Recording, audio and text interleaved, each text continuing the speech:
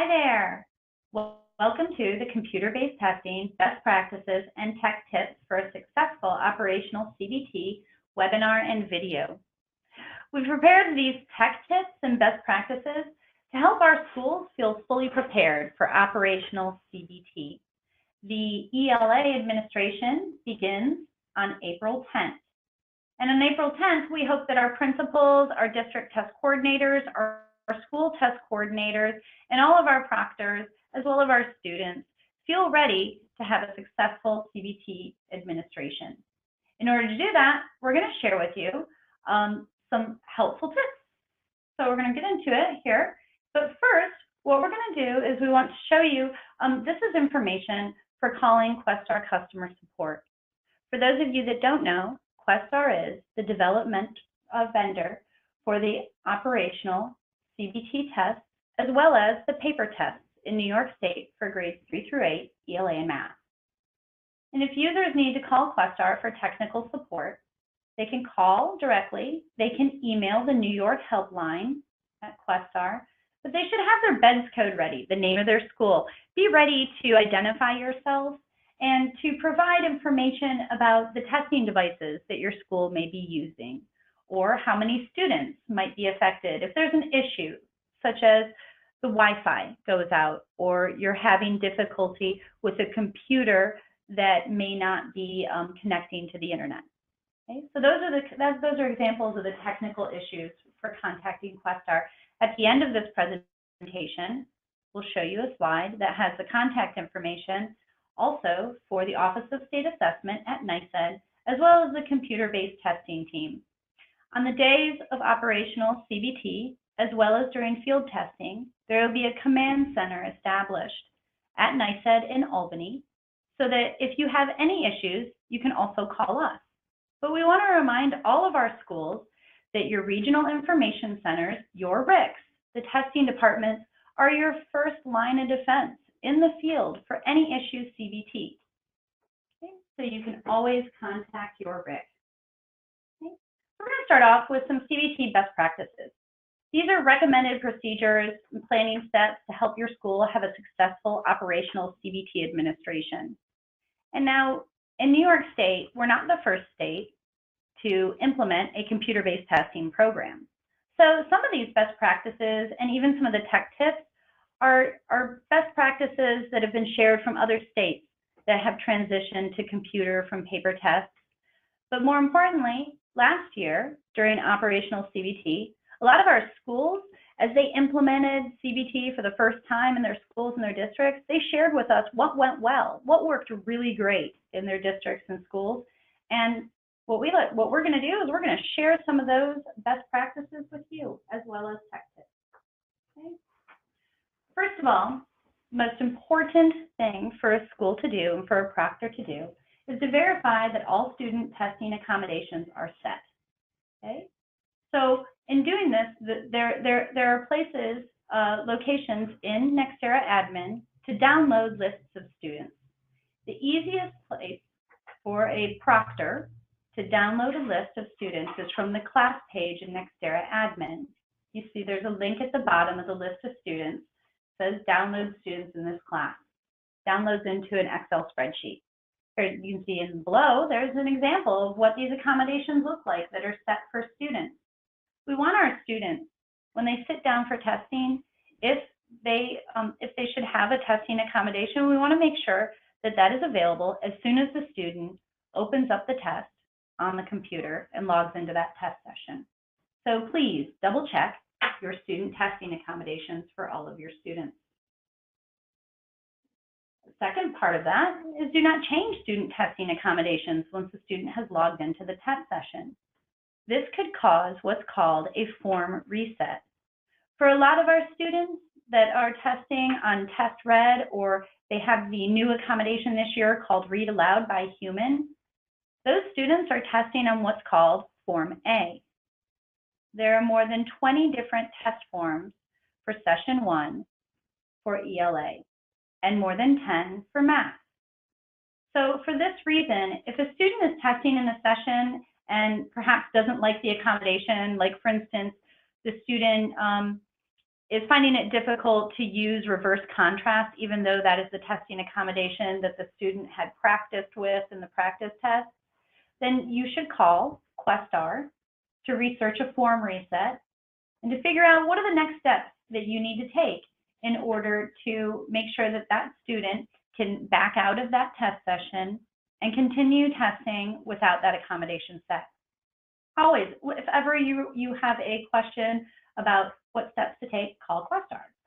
Because there's a risk that a student could lose answers if the student was testing on a certain test form and has an accommodation changed after the student has logged in, and the student then could potentially lose answers, right? So say a student is on question number 5 and the student realizes that they or is having a difficult time with the testing accommodation that's set in Nextera admin and is logged in, we want to make sure that that student's answers are saved. Okay? And there's also a risk that the student's password could change, right? So you should always double check in Nextera admin after making any changes to student accounts. Okay. A great best practice that we heard last year, that for those of you that have heard us speak before on the road shows or at any presentations, we just love this best practice for using index cards for the login tickets, right? So here you can see in the video on this slide that I've created a login ticket out of an index card. Of course, I'm sure that the login tickets that our folks are making out in the schools might look a little nicer. You might be using Avery labels and affixing those to index cards. But you'll see on the right, below the first image of Billy Collins's login ticket, that I've added a field for computer name. So Billy, as the proctor, I advise Billy at the beginning of the test while reading the teacher's directions to write the computer name that Billy is using when he sits down to test. If there is an emergency in the school and students need to leave the testing building, it's going to be important that students return to those same testing devices. So you want to know know the computer name that Billy is using. Additionally, proctors may use the back to indicate if a student is not testing. You can see in the second example that Billy has written down that he's taking Regents. Billy might have been in 8th grade and Billy is taking the Regents math test. This is a real easy way for Billy to indicate that he's not taking the grades 3 through 8 ELR math test on computer. Hand that card back to the proctor, because not testing codes, they can be entered at any time before the administration window closes on Nextera admin. So the first and a primary focus for the testing classroom or location is that the focus is on students that are actively testing, right? So Billy, in this instance, is not testing. So we want Billy to be able to leave the testing classroom or to read a book, but we don't want the proctor to be focused or have to worry about setting a not tested code at that moment. The proctor should be watching the students and assisting the students in the testing location.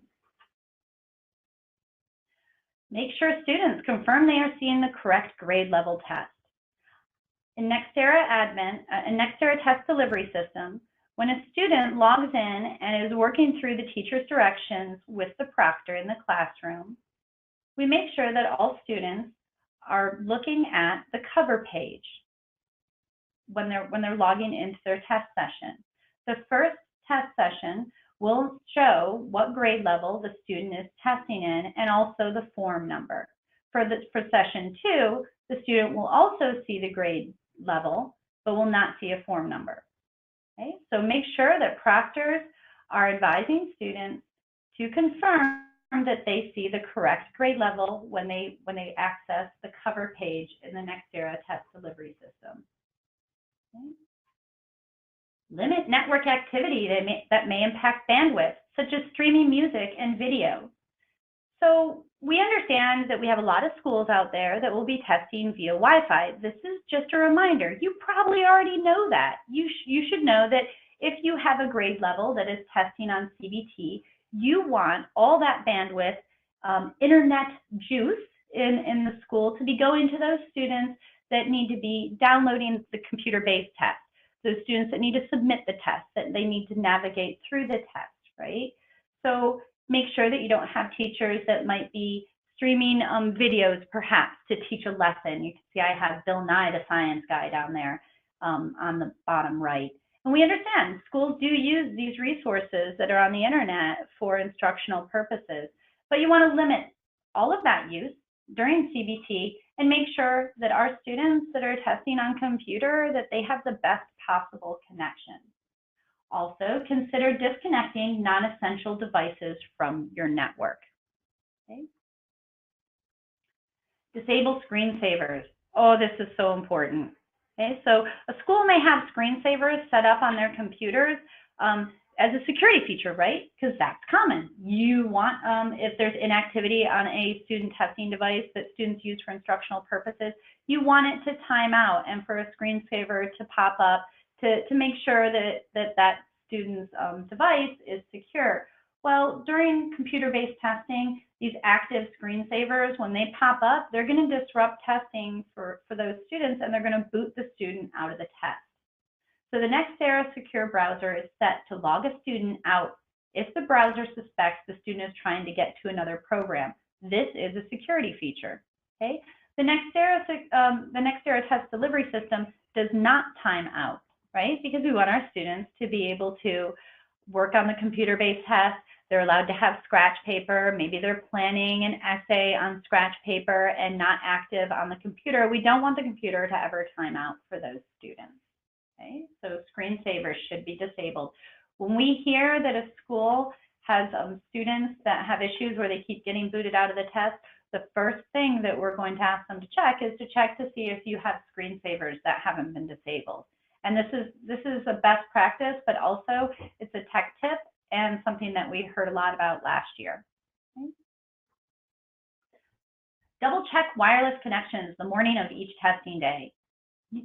On the morning of testing, make sure that your wireless connections are working correctly. Make sure that they're turned on. Make sure that students are able to connect to the wireless connection that has been set up for testing. Okay. Make sure that students, like for instance, aren't coming into the aren't accessing the campus on the morning and they're connecting to the guest Wi-Fi, say in the library, right? You want students connecting to the Wi-Fi in the school that has been set up for testing on the day of testing. They need to have, again, that strong connection to the internet. Consider forgetting other Wi-Fi connections. We definitely encountered some of these scenarios last year where we had schools with students that were connecting to a guest Wi-Fi, either sometimes in the library or in another building. And what some of those test coordinators had to do is they had to go into those students' testing devices and physically have them forget other Wi-Fi connections, right? So that those students were connecting to the best possible internet connection intended for testing. Try to limit disruptions in the classroom. For those of you that have heard us speak before, we learned last year that our students really appreciated CBT because there are fewer disruptions in the classroom, right? So there's no test pages that are turning, there's no rulers dropping to the floor, and there's the students, in order to review their previous activity in the test, it's just a click of a button instead of ruffling pages, trying to get back to number 5. So on that note, if there are any issues with the testing device, like say a mouse isn't working, we hope that our proctors are able to remove that from the classroom to troubleshoot it. Have a technical coordinator nearby to help, right? So that our students who are testing in the classroom can focus just on testing in the classroom and not be disrupted by, say, like a computer that won't turn on for a student nearby. Proctor pins. It's very important to have the proctor pins on hand and that the proctors have the proctor pin as part of their secure materials packet. We cannot stress this enough. The #1 call every year for any administration, computer-based testing administration, is where is the proctor pin? The proctor pin is available on the homepage of Nextera Admin. The school test coordinators or the building level users, the folks who are creating those secure materials packets, they should be creating the proctor pin, maybe putting it on an index card and inserting it into the student login tickets, the teacher's directions, those printed secure materials that are delivered to every testing location on the morning of the test session. Proctor pins are case sensitive, and there's a different proctor pin per school. So if you're a district test coordinator and you go to Nextera admin, when you access the home page, you're going to scroll all the way down on that home page, and you're going to see every one of your schools listed with their individual proctor pins. Okay? And an important note is that proctor pins do not change between test administrations unless the school changes the pin. Another tip that we always provide to our proctors and to our school test coordinators is that you should have a communication plan if the proctor pin becomes compromised. What if it goes missing, or if a group of students happens to see it lying on a desk? You'll want to make sure that that proctor pin has been changed. Pausing the test and resuming the test. This is why the proctor pin is so important. Say if a student pauses the test because the student has to go to the bathroom. The student is going to pause the test, and then when the student returns to the testing device and the login screen, the student's going to enter their username and password. Then the proctor is going to be prompted for the proctor pin. The proctor, him or herself, will type the proctor pin into the student's keyboard, right? So the student is not typing in the proctor pin, it is the proctor. And then the student will be prompted for the session access code. Okay, so the username and password and the session access code are always used to access the test, but when a student has paused an active test, the proctor pin then must be also entered for the student to resume testing. Now we're going to get into some tech tips. So CBT tech tips. These are technical reminders and troubleshooting tips that can help your school better manage operational CBT. And if you have anything that occurs during your testing administration, again, you can call Questar. You can also call your RIC. Your RIC may have experienced it last year, right? Because we did have a lot of schools that tested on CBT last year and learned so much from them. So try giving us a call. So troubleshooting for printing student login tickets. This can be a tricky issue. So we want to make sure that all our schools know how to print the student login tickets. If they're not lining up, say, on the Avery printing labels, Questar suggests that the school tries saving the login tickets first as a PDF and then printing from the PDF. And you can find these troubleshooting tips not only in the teacher's directions, but also in the school administrator's manual in Appendix Y, which is the section that provides all the information about how to use Nextera admin.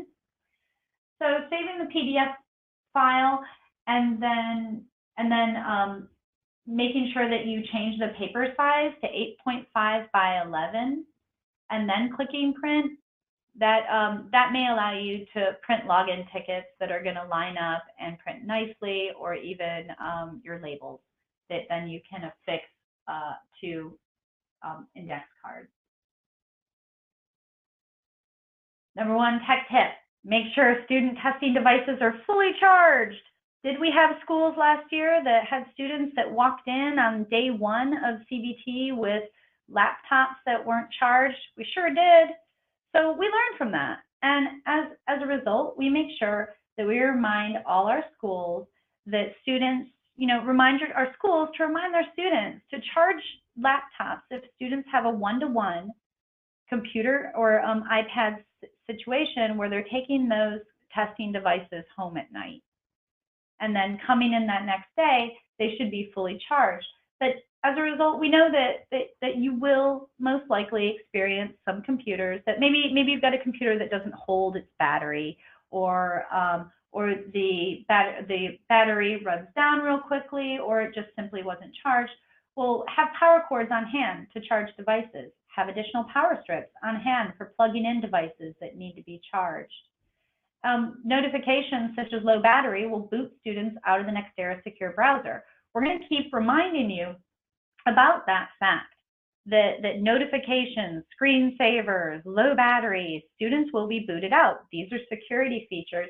And on that note, we want students to know if their computer has a low battery, right? So we want students to be notified so that they can make sure that they contact a proctor and get a cord and plug in to continue testing.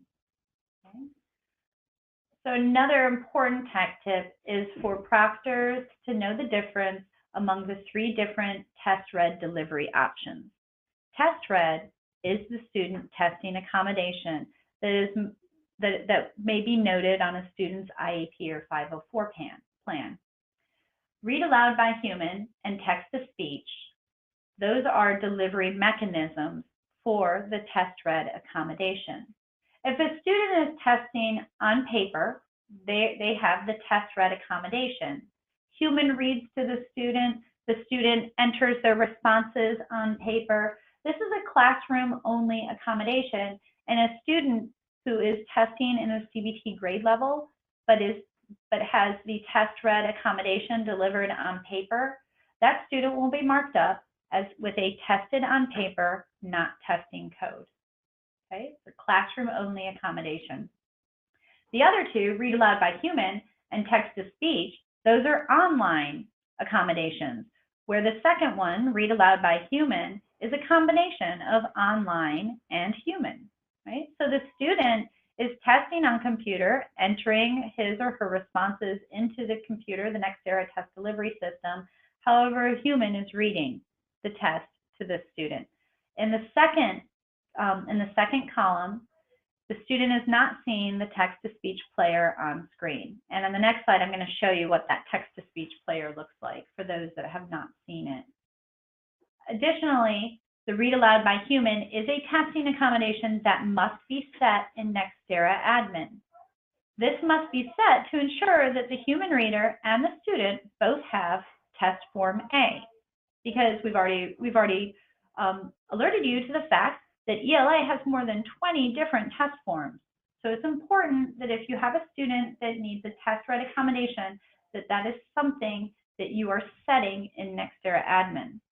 The text-to-speech accommodation delivery mechanism for the test read accommodation involves the computer reading to the student. We call this the robot. Okay, so the student may be testing with headphones, the student is independent, the student is testing on computer, entering her responses on computer, and this is an online only accommodation. Okay, and it must be set in Nextera admin. We need our proctors and our school test coordinators to understand how text-to-speech player works. There are a lot of different controls and features for the text-to-speech player. There are not only, you can see at the very, very bottom, we have what's called the text-to-speech player with the play all and the 3 lines and the triangle play and pause button. There are 4 different reading speeds that students have control over to pick and fluctuate among while they're listening to the robots read the test. Now, underneath the 3 lines, the student is going to find even more features for text-to-speech, such as play question or play answer. Under the student's right mouse click, the student is going to find even more features for text-to-speech, such as play from here. It's a very important feature for students to know how to find the play from here, because that allows the student to take the mouse cursor and place it anywhere within the test to replay a passage and have the robots reread that passage. There is a quick reference guide for text-to-speech and how does it work and where are all these features and how do I find them on CBT support. So if you need to be familiar and make sure that your proctors have this information, you may want to print out that quick reference guide for text-to-speech and have that in the classroom for proctors to reference. Okay. The text-to-speech player will not read the test when internet is interrupted or dropped. This is a really important point for us to make note of this year, because almost all our schools know that one of the great features of the Nextera test delivery system is that it works. A student can continue testing even when there is no internet connection. So we do have issues where, say, Wi-Fi may be going in and out in a testing location. Those students that are testing without text-to-speech, they are not interrupted. They don't know it. They just continue testing. At the end, when the student tries to submit the test, that's where the student's going to need that strong internet connection. But for text-to-speech, the robots will not read the test when internet is interrupted or dropped. What we have this year is that the student will see an error message. You can see on the right, text-to-speech is unavailable, no internet. The student will see this if the student has tried to play the text-to-speech player twice and internet is not restored. Okay, so be familiar with these error messages and why they may be coming up for our students who may have a disrupted internet connection. Okay. We want to make sure that to remind you again to close any applications, any notifications, have them disabled, but applications also such as email that may send automatic notifications such as reminder, you're going to take the computer-based test in 15 minutes.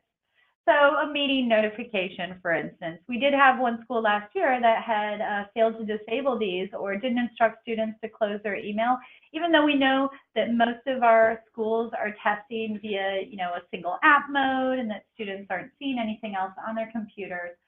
Notifications could pop up and will boot students out of the Nextera secure browser.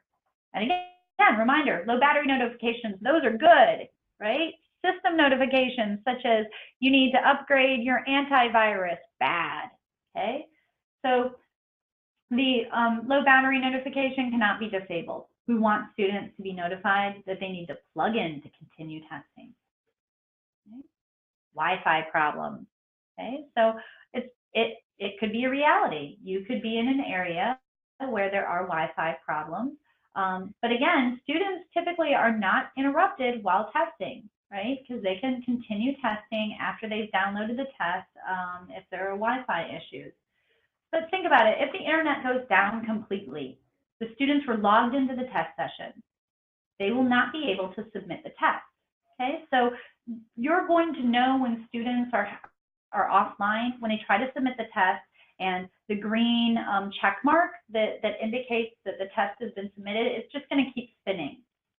At that point, students will pause the test and then must log back into that same computer when internet is restored. Do you remember when we showed you the student login ticket where Billy had cleverly written his computer name on it? That's why this is so important, especially if you're in a school or a district where you believe you may encounter Wi-Fi issues during operational CBT. Make sure that students are logging into the same computer when internet is restored. Okay? The Wi-Fi is blinking in and out. Again, students can continue testing while offline as long as they're not using text-to-speech. But follow the above process if students cannot submit the test, right? If there's an internet issue, and call your RIC. Your RIC may be aware if there's an internet issue in your region. Okay. On that note, make sure that students and proctors are familiar with the online-offline indicator on the Nextera secure browser. What you can see here in this image is on the left, we have the online-offline indicator that all students will be familiar with because it's part of the teacher's directions. The teacher, the proctor who is reading through those teacher's directions is making sure that students are cognizant of the offline-online indicator. And then as you can see on the right, I'm pointing out where that offline-online indicator is on the upper left of every student's secure browser screen. Okay, so if you've got a student who's having difficulty submitting the test, you're the proctor, maybe you're walking over there and you're glancing, you're standing there with the student, but you're glancing at that upper left indication. If the test is spinning, most likely that student's got a red X. And you have to wait till the student has a stronger internet connection. Okay. So a question, something that you need to consider is, do you have multiple students using the same testing device in one day? We do have a lot of larger districts that are fully implementing computer-based testing in all subjects, all grades this year. And we also had this experience last year where they might be running 2 testing sessions in the morning. While this is not the optimal testing scenario, we want our students to test first thing in the morning. We want them to test before lunch. we understand that it may be a reality in some larger schools and districts. So proctors should be sure to instruct students that if they have device-specific features enabled, such as some students may turn on a large cursor before they start testing. They may turn on a foreign language keyboard, for instance. We hope that's not happening during ELA, but if it does happen, you need to make sure as a proctor that students are disabling, that they're disabling those special features that they may have turned on, say on their Chromebook, what have you. Not disabling such device-specific features means that the next student that logs into that device is probably going to be frustrated by that large cursor.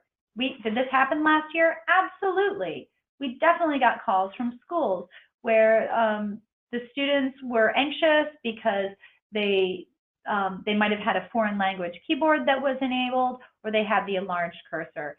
Both of those scenarios happen. So we want to share with you and make sure that you know and that your proctors know that these kind of features should be disabled. If a school students log in and see, say, an enlarged cursor and they're not comfortable with testing with that enlarged cursor, the student should pause the test with the proctor, and then they should most likely remove that device from the testing room, have a technical colleague that resets those settings on the student's testing device, and then with the assistance of the proctor, the student can log back into that test session and resume testing. When in doubt, reboot. Okay, so you know what? Sometimes computers are just on too long, right? Sometimes computers get out of state. This happens. This is a reality. We're working with technical hardware here that may need to be refreshed. It may need to be rebooted. The first step when a technical issue is encountered is to have the student pause the test, log out of the secure browser. Then the proctor may need to assist the student with rebooting the testing device, starting from scratch, and then logging back into the Nextera secure browser. Okay? So consider shutting down computers at night between test sessions. We have heard from a lot of our districts and schools that that's just a best practice that they follow anyhow, but we just want to remind you, if you are in a school or a district where you keep those computers active overnight, consider rebooting. So finally, we want to leave you with contact information because we know that you may need us. We hope you don't need us, but if you do need us, you can find us. So on this last slide, you'll see contact information for NYSED, the Office of State Assessment. What if you have a policy question or your proctor needs to know something about how to handle a situation in the classroom?